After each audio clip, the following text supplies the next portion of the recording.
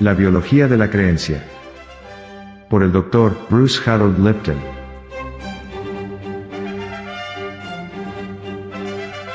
Capítulo 3. La membrana mágica.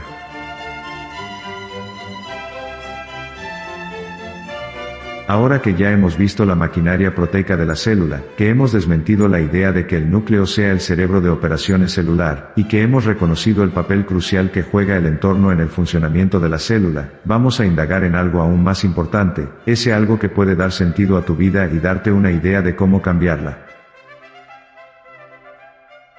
En este capítulo explico quién es, a mi parecer, el verdadero cerebro que controla la vida celular. La membrana. Creo que cuando comprendas cómo funcionan las estructuras químicas y físicas de la membrana comenzarás a llamarla como yo. La membrana mágica. También me refiero a ella como la membrazón mágica en mis conferencias para hacer un juego de palabras. Cuando combines lo que vas a aprender sobre la membrana mágica con el excitante mundo de la física cuántica que te expondré en el siguiente capítulo, también entenderás lo equivocada que estaba la prensa sensacionalista en 1953.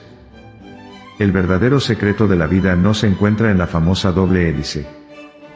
El verdadero secreto de la vida reside en comprender los sencillos y elegantes mecanismos biológicos de la membrana mágica, los mecanismos mediante los cuales tu cuerpo convierte señales ambientales en diferentes comportamientos.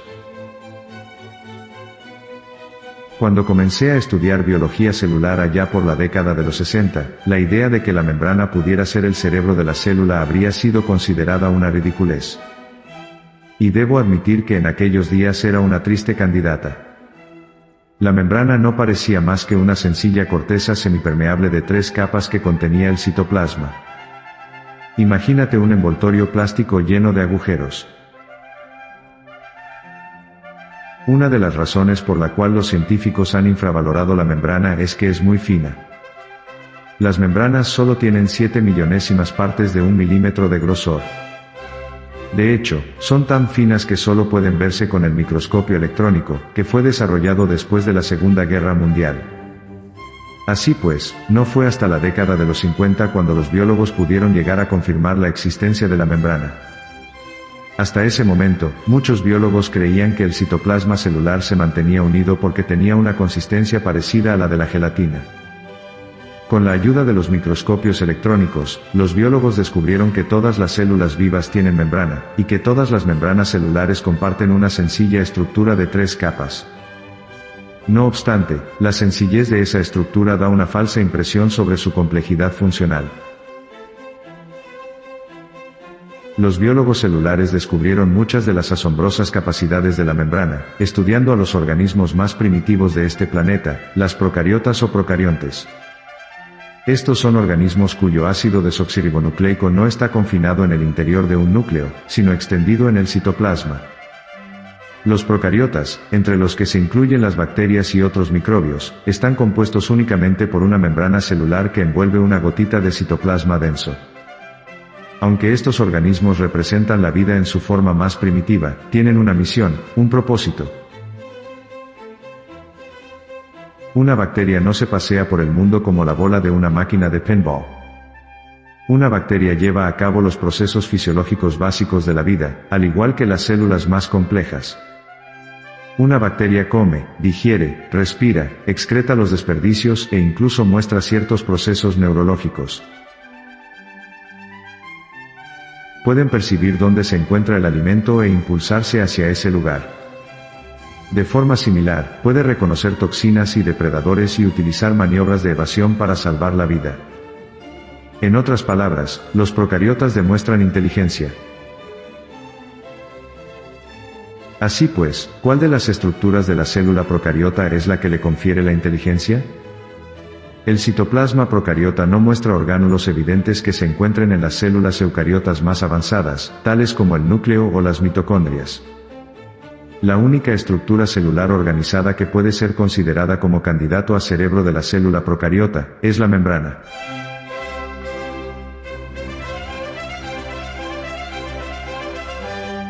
Pan con mantequilla, aceitunas y pimientos.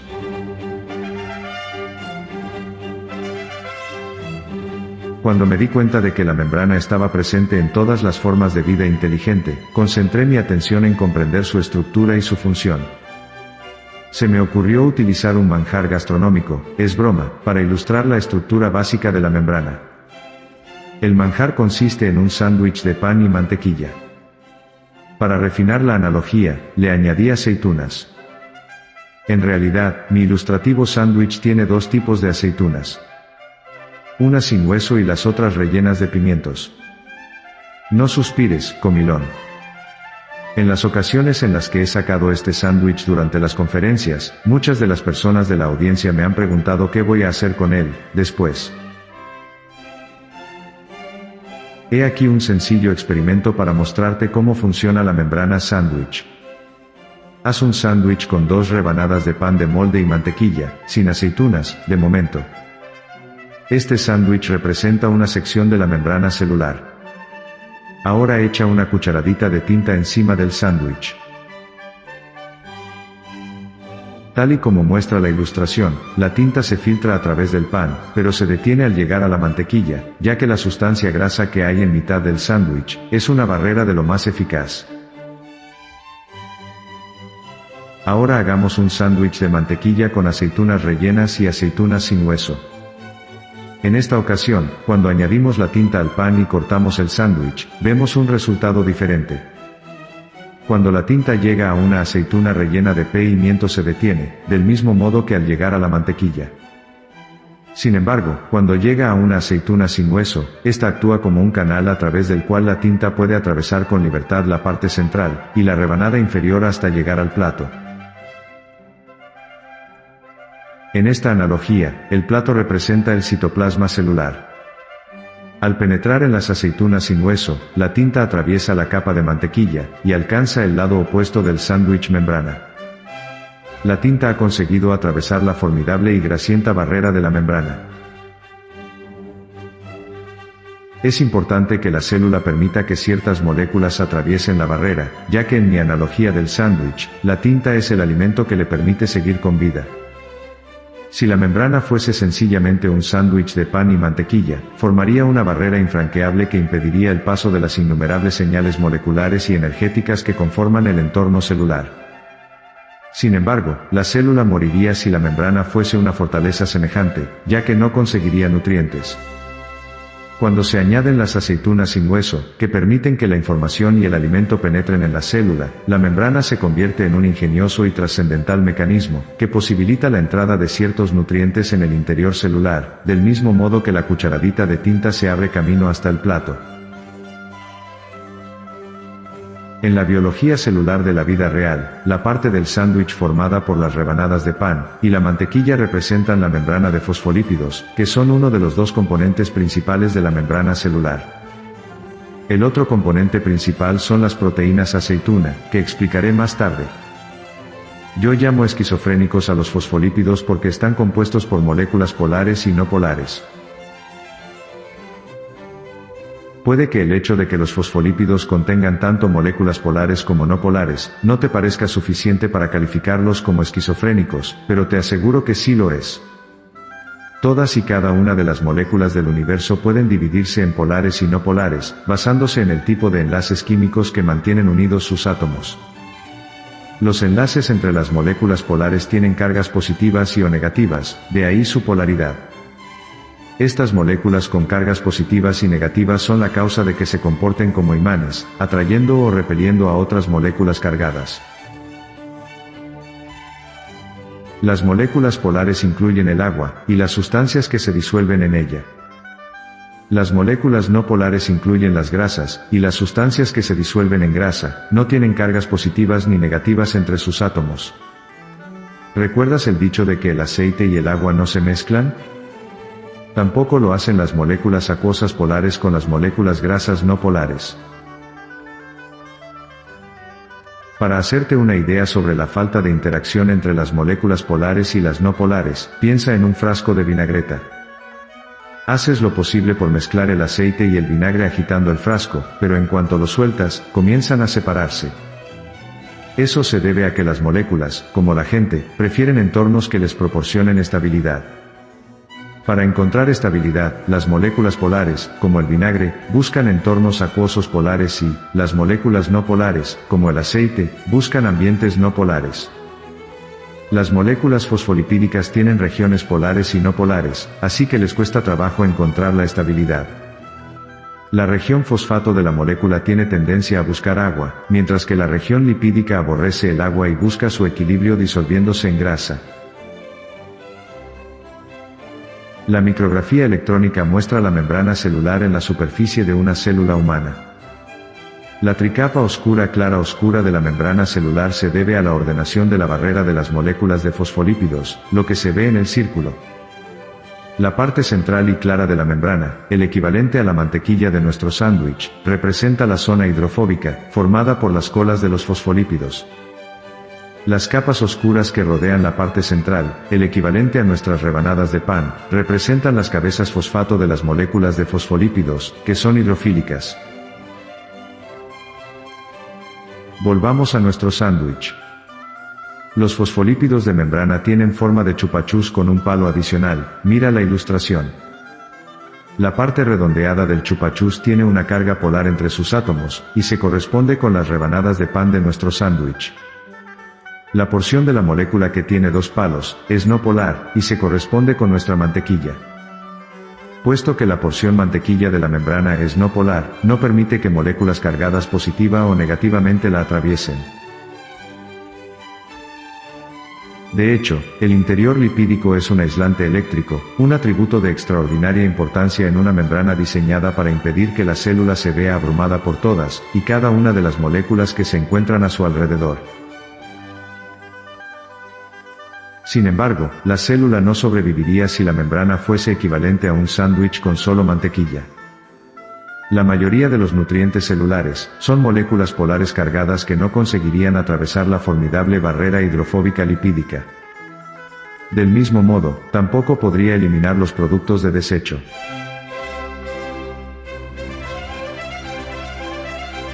Proteínas integrales de membrana.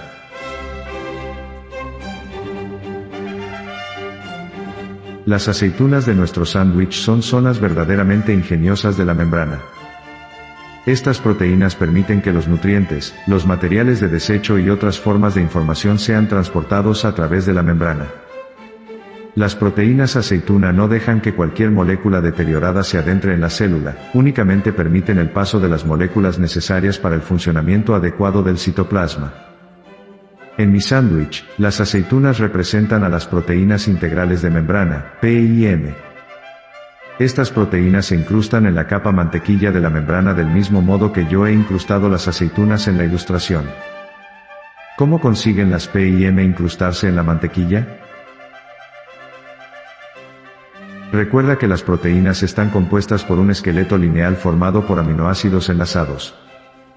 De los 20 tipos de aminoácidos diferentes, algunos son moléculas polares hidrofílicas y otros, moléculas no polares hidrofóbicas. Cuando una región del esqueleto de una proteína está formada por aminoácidos hidrofóbicos, ese segmento de la proteína busca estabilidad en un ambiente lipófilo, como el núcleo lipídico de la membrana, mira la flecha de la figura de abajo. Así es como las partes hidrofóbicas de la proteína se integran en la capa central de la membrana. Puesto que algunas regiones del esqueleto proteico están formadas por aminoácidos polares y otras por aminoácidos no polares, la hebra proteica se cose dentro y fuera del sándwich de pan y mantequilla.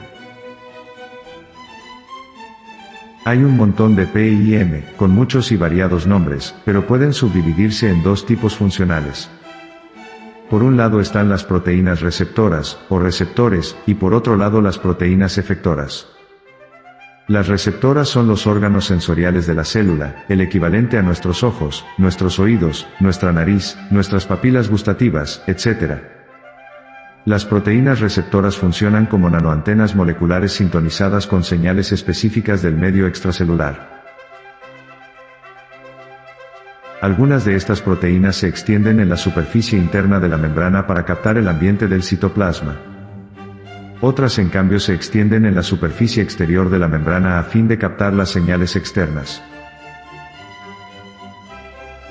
Al igual que otras proteínas de las que hemos hablado antes, las proteínas receptoras tienen una conformación activa y otra inactiva, y cambian de una a otra cuando se alteran sus cargas eléctricas.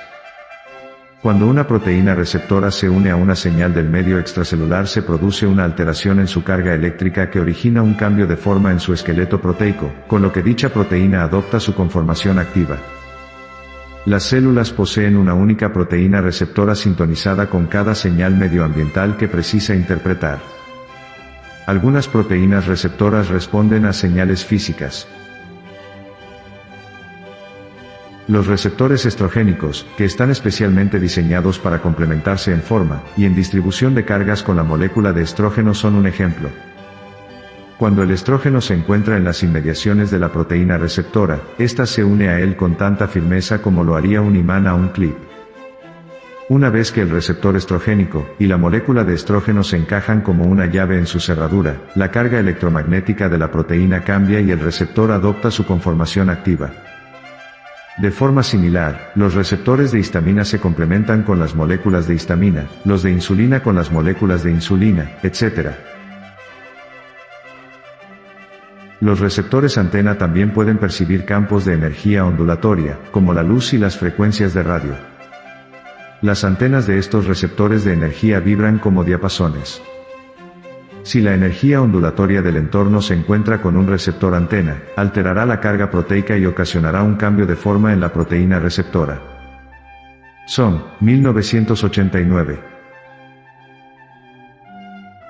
Explicaré esto de una forma más detallada en el capítulo siguiente, pero ahora me gustaría señalar que, puesto que los receptores pueden percibir campos de energía, la idea de que tan solo las moléculas físicas pueden tener efectos sobre la fisiología celular está desfasada.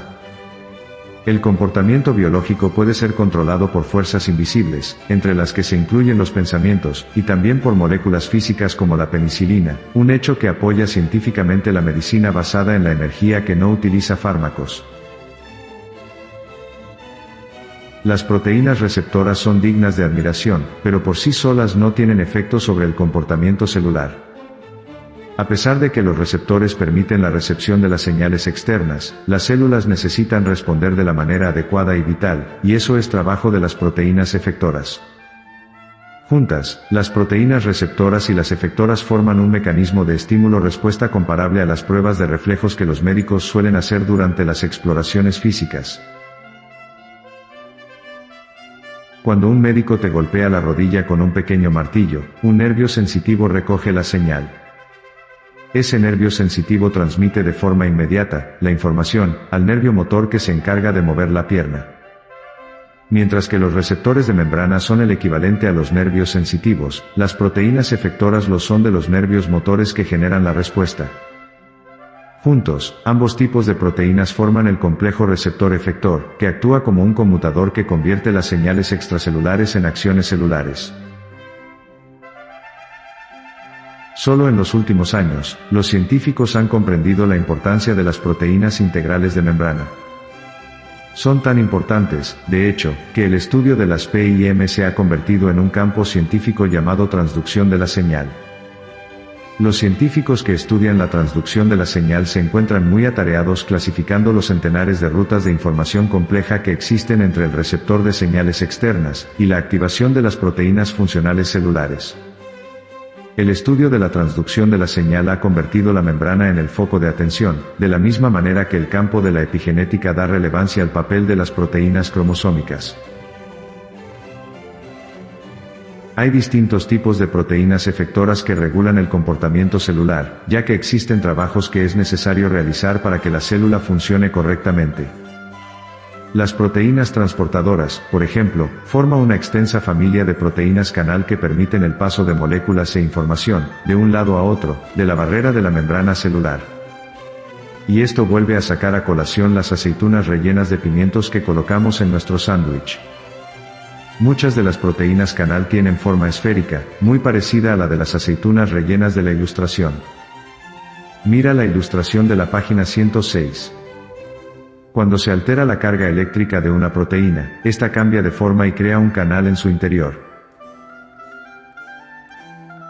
Las proteínas canal son en realidad dos aceitunas en una, en función de su carga eléctrica.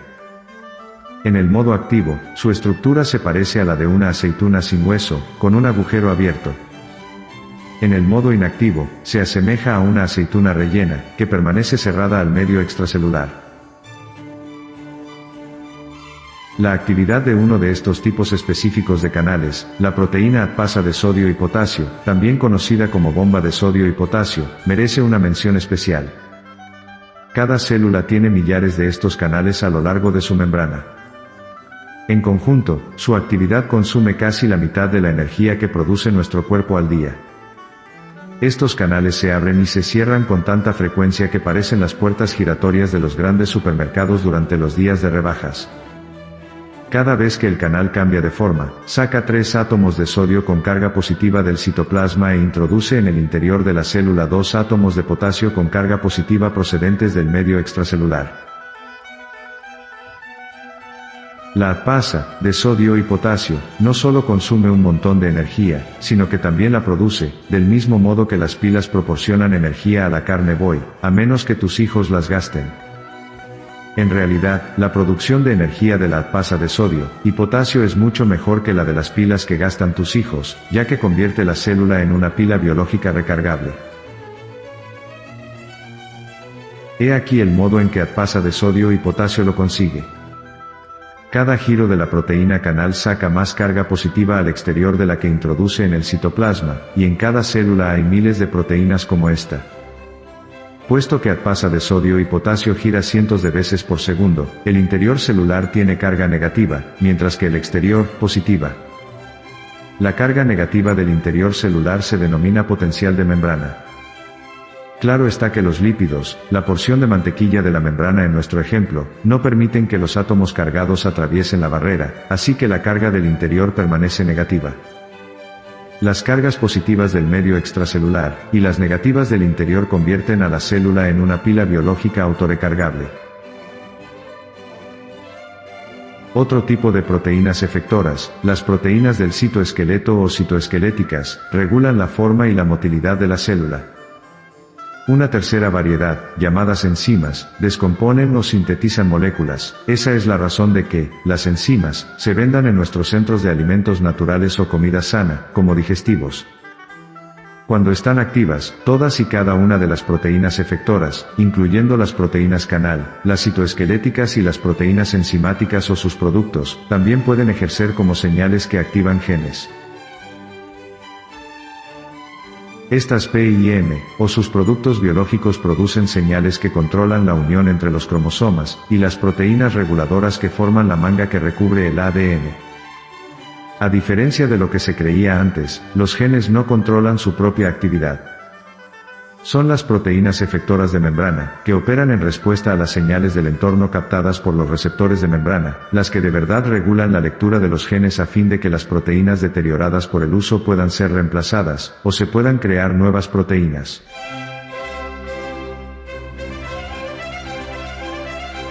¿Cómo funciona el cerebro?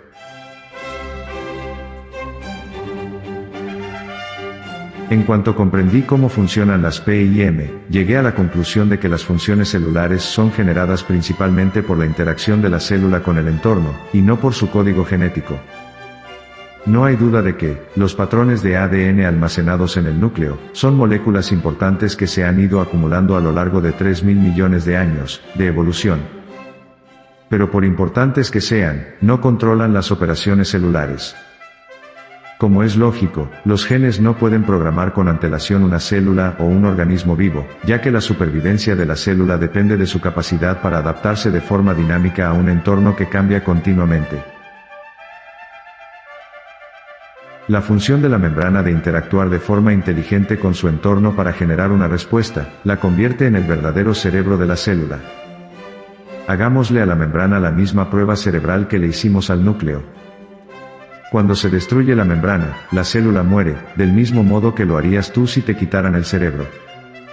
Incluso si dejas la membrana intacta y eliminas tan solo las proteínas receptoras, algo que puede hacerse sin problemas mediante enzimas digestivas en un laboratorio, la célula queda clínicamente muerta. Entra en coma porque ya no recibe las señales exteriores que necesita para funcionar.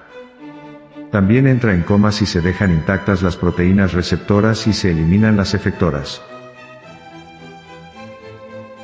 Para mostrar un comportamiento inteligente, las células precisan que la membrana funcione, y que sus proteínas, tanto las receptoras, las que perciben estímulos, como las efectoras, las que llevan a cabo la respuesta, estén intactas. Los complejos proteicos son las unidades fundamentales de la inteligencia celular. Desde un punto de vista técnico, podrían llamarse unidades de percepción. La definición de percepción es la siguiente. Apreciación de los elementos del entorno mediante sensaciones físicas.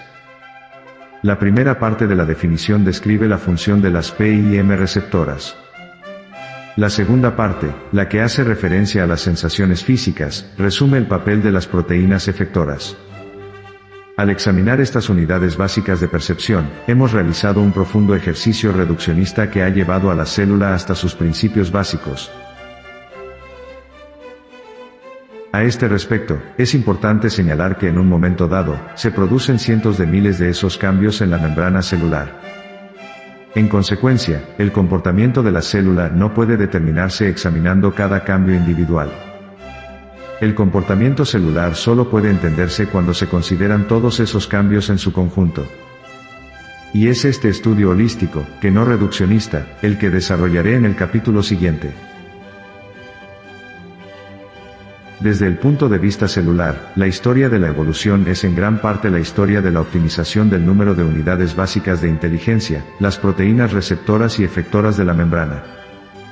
Las células se volvieron más inteligentes utilizando la superficie externa de la membrana de un modo más eficiente, e incrementando la superficie de la membrana para poder incluir más PIM.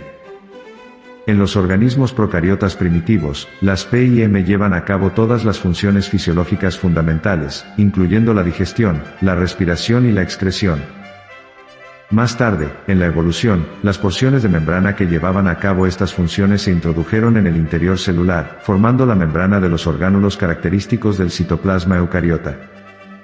Eso dejó más superficie de membrana libre para incrementar el número de proteínas receptoras. Además, las células eucariotas tienen un tamaño miles de veces mayor que el de las procariotas, lo que supone un tremendo incremento en el área de superficie de membrana y, por tanto, mucho más sitio para las PIM. El resultado final es que perciben más cosas, lo que se traduce en una mayor supervivencia.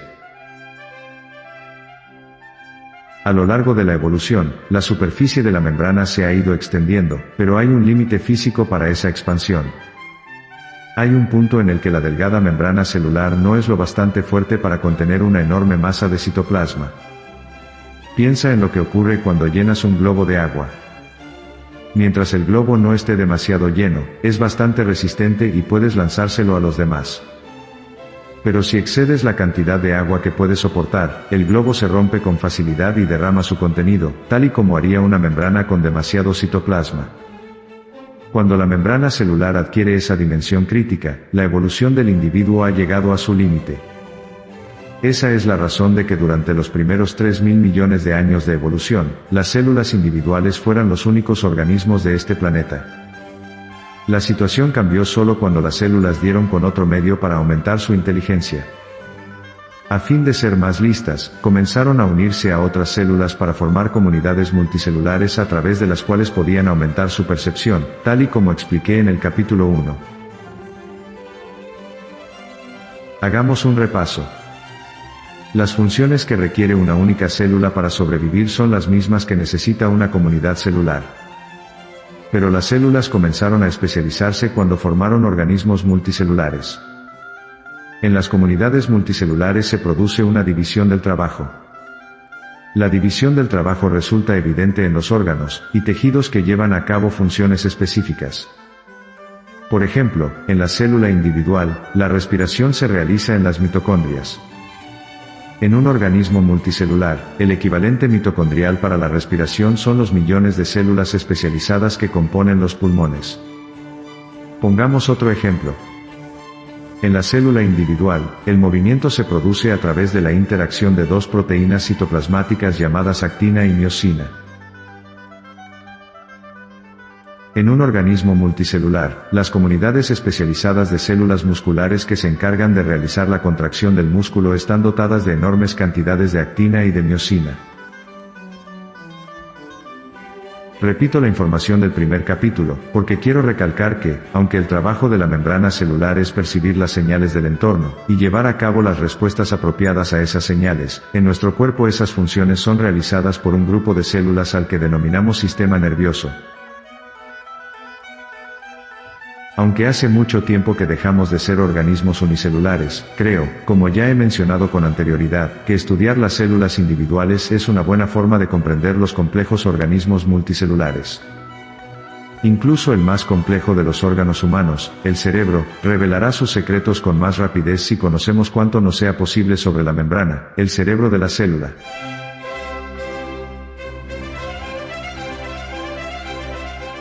El secreto de la vida.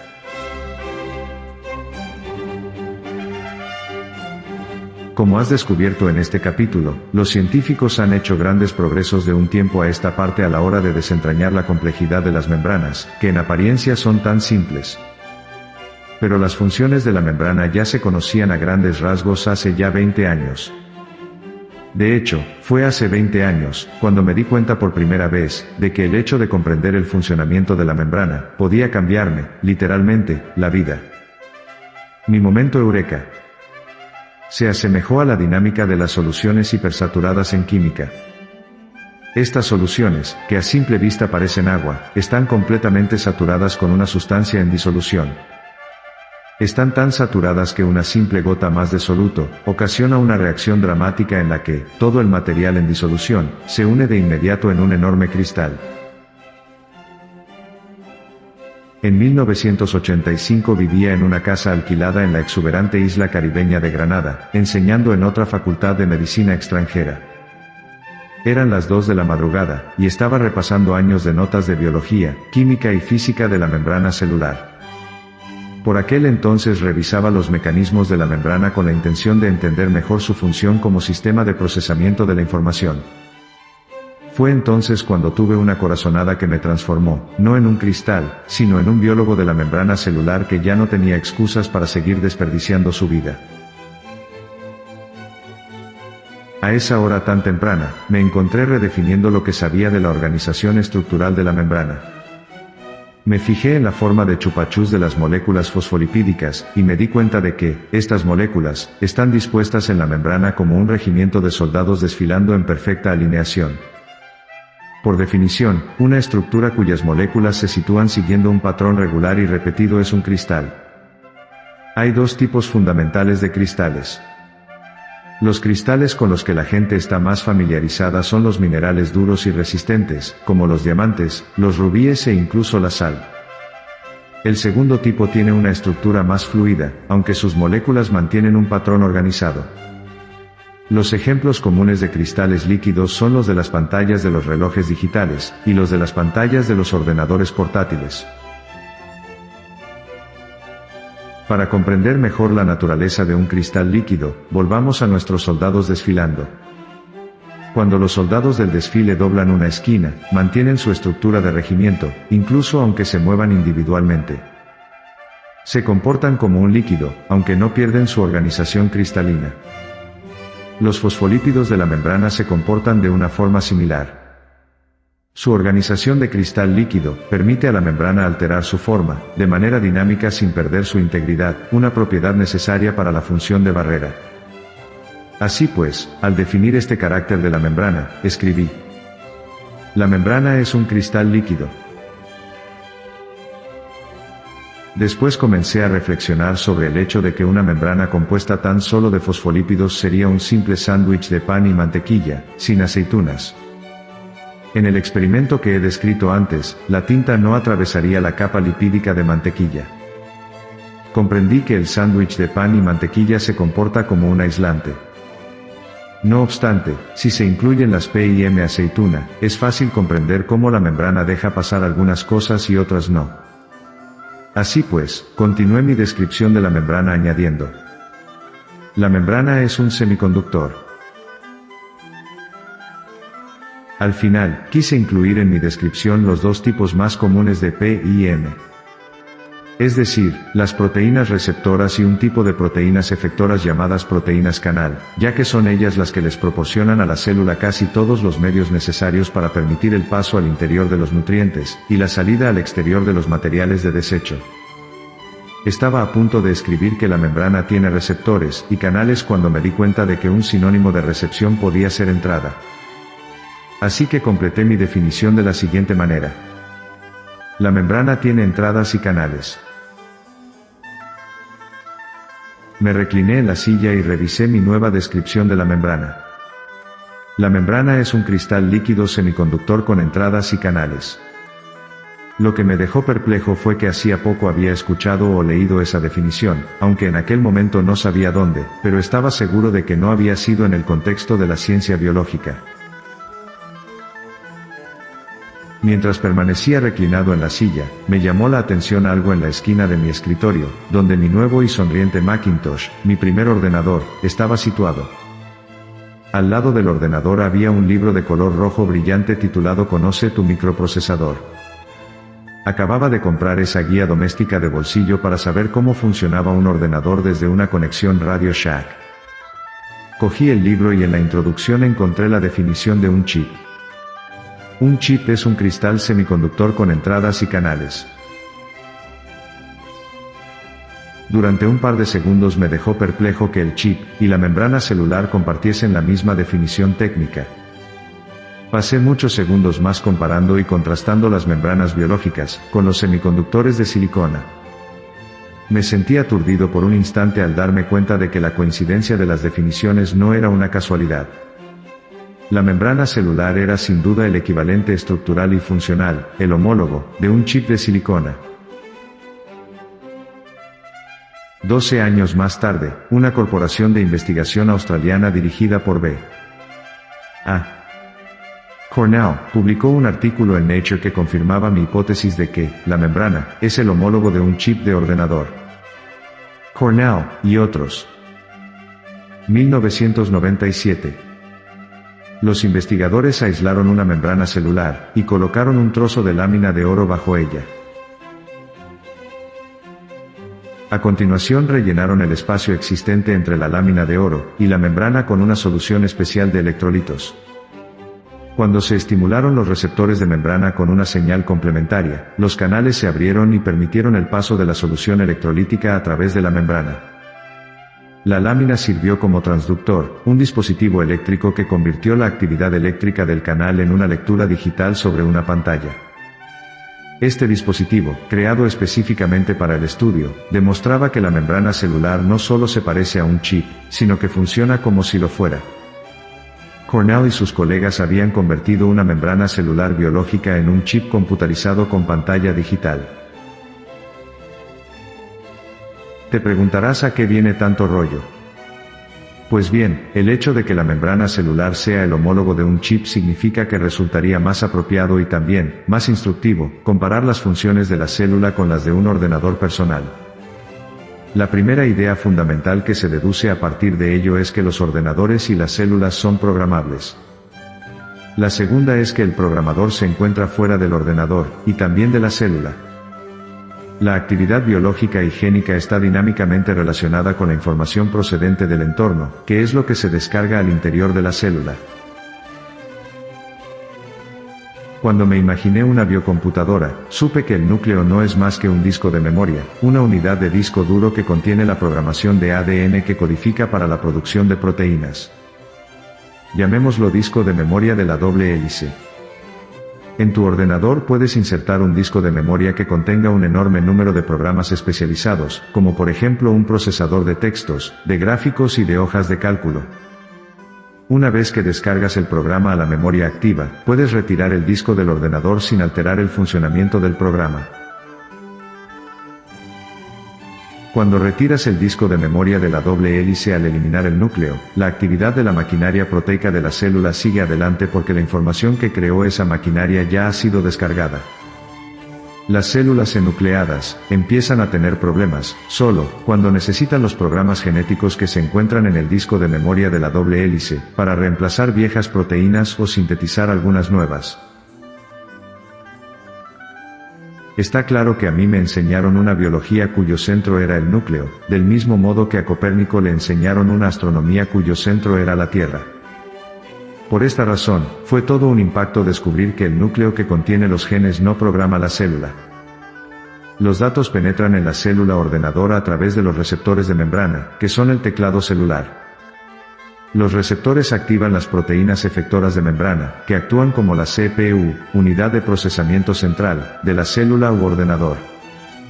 Las proteínas efectoras CPU convierten la información del entorno en el lenguaje conductual de la biología.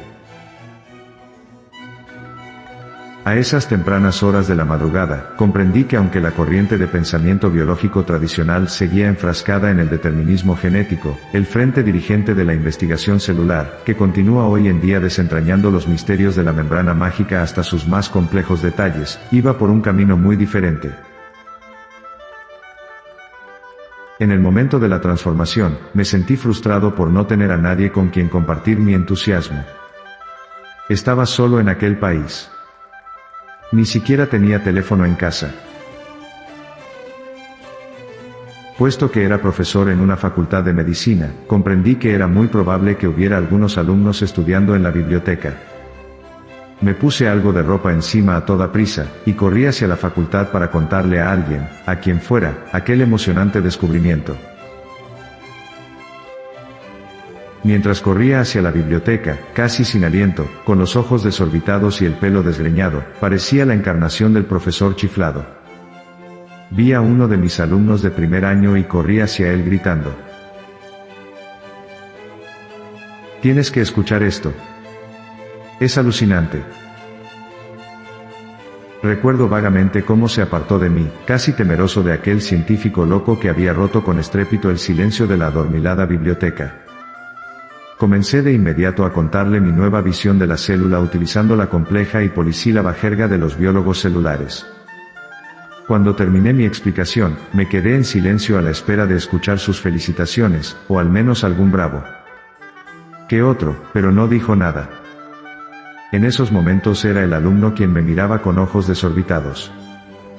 Lo único que dijo fue: «¿Se encuentra bien, Dr. Lipton?». Me sentí derrotado. El alumno no había comprendido una palabra de lo que le había dicho. Al mirar atrás, soy consciente de que un alumno en su primer semestre de carrera no posee los conocimientos científicos suficientes ni el vocabulario necesario para sacar algo en claro de mi aparente delirio. En cualquier caso, me sentí desinflado. Tenía la clave del secreto de la vida y no había nadie que pudiera comprenderme. Debo confesar que no tuve mucha mejor suerte con la mayoría de mis colegas, acostumbrados a la jerga polisílaba. Menudo éxito el de la membrana mágica. Con el paso de los años, fui perfeccionando mi presentación de la membrana mágica, aún no he dejado de hacerlo, a fin de que tanto los estudiantes de medicina de primer año como la gente sin conocimientos científicos puedan comprenderlo. También he seguido actualizándola con los datos de las últimas investigaciones. Con esto, he descubierto audiencias mucho más receptivas entre un amplio rango de personal médico y gente común. También he descubierto audiencias receptivas a las implicaciones espirituales de mi momento heureka. Cambiar el enfoque de la biología para resaltar la importancia de la membrana me resultaba emocionante, pero no lo suficiente como para entrar como un loco en la biblioteca. Ese momento en el Caribe no solo me transformó en un biólogo centrado en la membrana, también me transformó de un científico agnóstico a un místico convencido que cree en la vida eterna más allá de la muerte física. Explicaré la parte espiritual de la historia en el epílogo. Por el momento, permite que repita las enseñanzas de la membrana mágica, que deja el control de nuestras vidas no en manos de una azarosa concepción genética, sino en las nuestras. Somos nosotros quienes controlamos nuestra biología, de la misma forma que soy yo quien escribe las palabras en este procesador de texto. Somos capaces de editar los datos que introducimos en nuestras biocomputadoras, al igual que yo elijo las palabras que tecleo. Una vez que comprendemos cómo las PIM regulan la biología, nos convertimos en amos y señores de nuestro destino, y no en víctimas de nuestros genes.